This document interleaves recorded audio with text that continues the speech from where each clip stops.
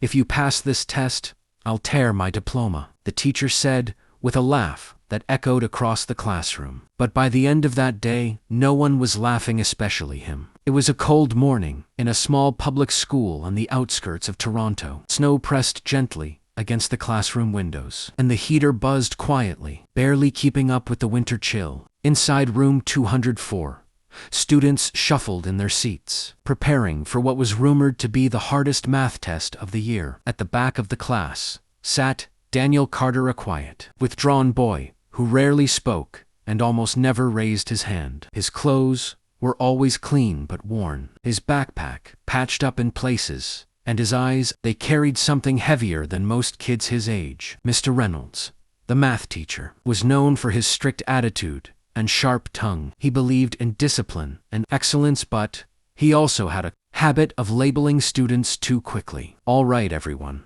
Mr. Reynolds announced, placing a thick stack of papers on his desk. "This test will determine your final grade. No shortcuts, no excuses." As he began handing out the papers, his eyes briefly paused on Daniel. "And for some of you," he added with a smirk, "just try your best not to fail too badly." A few students chuckled softly. Daniel kept his head down. The test began. Pencils scratched against paper. Some students frowned.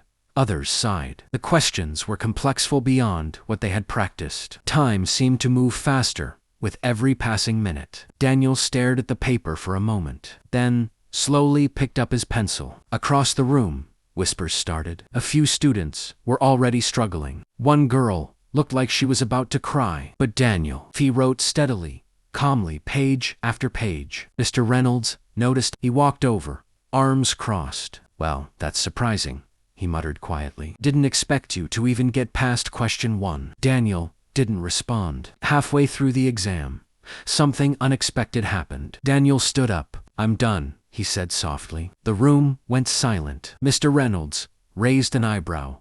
"Done? You've barely been writing for 30 minutes. Sit down. At least pretend to try." "I finished," Daniel repeated. A few students snickered. Mr. Reynolds let out a short laugh. "All right then. If you've really passed this test," he paused, raising his voice slightly, "I'll tear up my diploma right here in front of the class." Laughter filled the room. Daniel walked forward and placed his paper on the desk. His hands were steady, but his eyes revealed something deeper. Not fear, just quiet certainty. "Thank you," he said, and returned to his seat. The rest of the class continued, but now there was a shift in the air.